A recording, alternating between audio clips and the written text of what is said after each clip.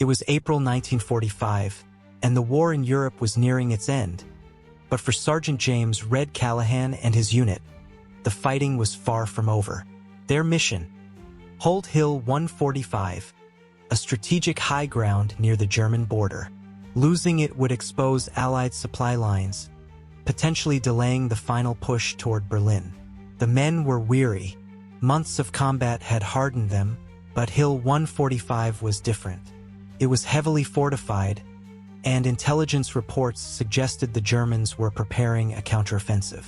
For Red, a farm boy turned soldier from Kansas, the mission felt like a death sentence.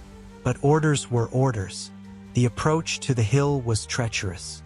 As the sun began to set, Red's unit moved under the cover of darkness. The air was thick with the scent of damp earth and gunpowder. Every sound, the snap of a twig, the rustle of a branch, felt amplified. "Stay low, stay quiet," Red whispered to his men as they reached the base of the hill. Suddenly, a flare shot into the sky, illuminating the landscape.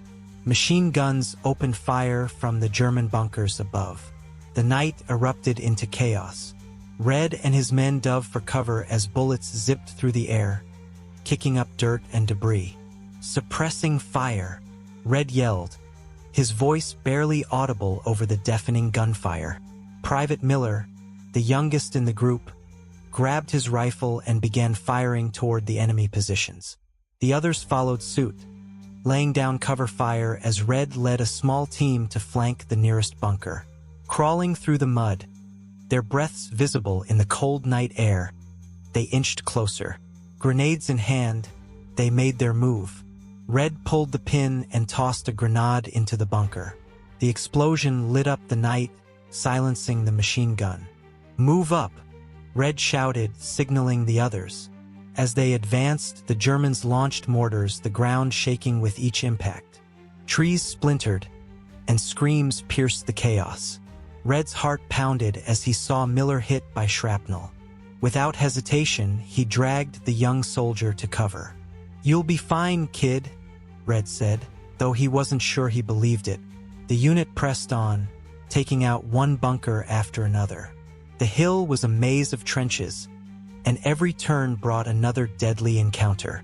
In one narrow trench, Red came face to face with a German soldier. Both hesitated, their eyes locking for a brief moment. But Red acted first, his training taking over. By dawn, the hill was a smoking ruin, littered with debris and the fallen from both sides. Red's unit had suffered heavy losses, but they had held their ground. Reinforcements arrived, bringing much-needed relief.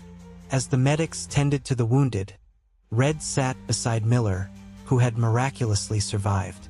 "We did it," Miller said weakly, a faint smile on his face. Red nodded, his gaze shifting to the horizon. The rising sun painted the battlefield in shades of gold, a stark contrast to the night's carnage. He knew the war wasn't over, but Hill 145 was a victory. A costly one, but a victory nonetheless. In the days that followed, the Allied advance continued, inching closer to Berlin. For Red and his men, Hill 145 became a symbol of their resilience and sacrifice.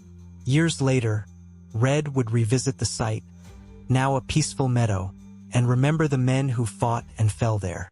He would tell his children and grandchildren about that night, not to glorify war, but to honor the courage and camaraderie that carried them through. In the end, Red would say, "It wasn't about orders or strategy. It was about the men beside you, fighting not just for victory, but for each other." End of story.